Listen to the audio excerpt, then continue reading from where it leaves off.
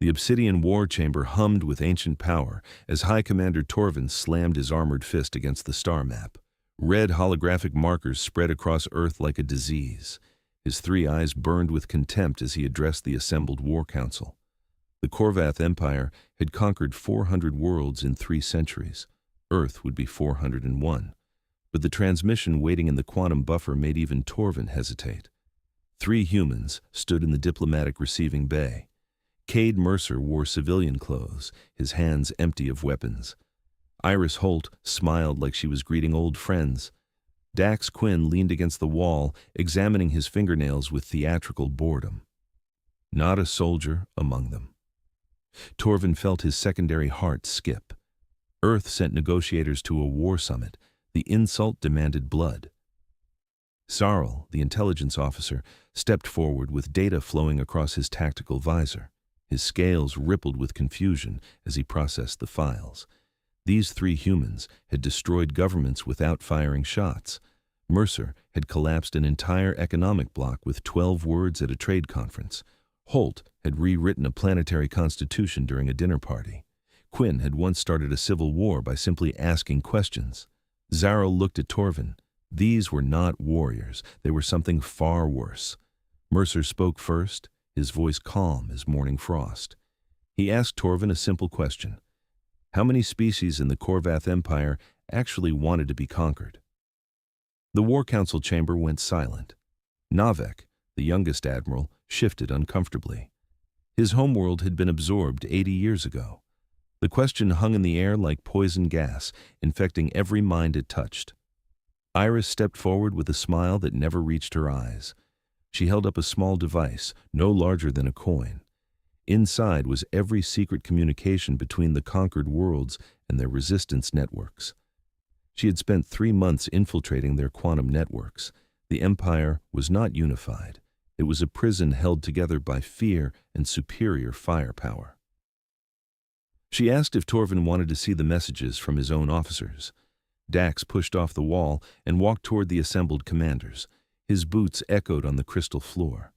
He spoke about human history, about empires that fell not to armies, but to ideas. He described how Rome crumbled, how the British Empire dissolved, how the Soviet Union collapsed.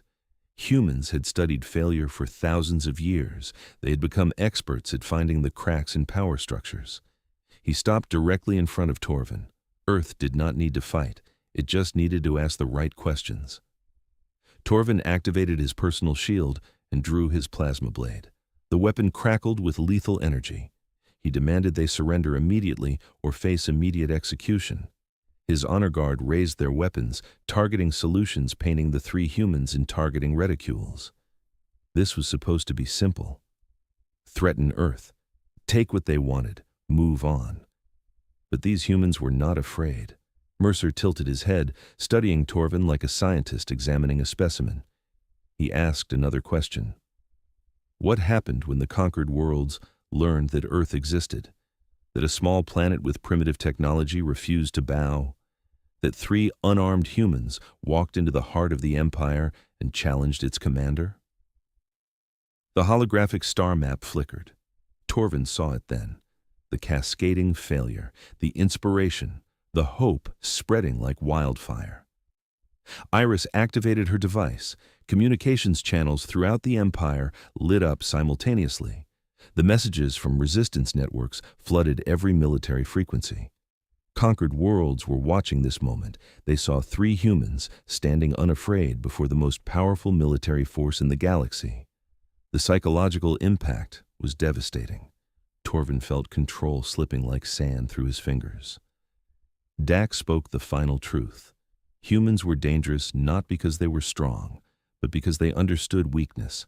Every empire has a breaking point. Every tyrant has a fear. Every system has a flaw. Earth had sent its most dangerous weapons. Not soldiers, not ships, not bombs. They sent people who knew how to dismantle power itself. Torvin lowered his blade. The choice was clear now. Fight Earth and inspire rebellion across 400 worlds, or negotiate and maintain what control remained. He had wanted war. Earth had sent something far more dangerous. They sent the truth. Cade Mercer extended his hand for a handshake. The gesture was human, simple, profound.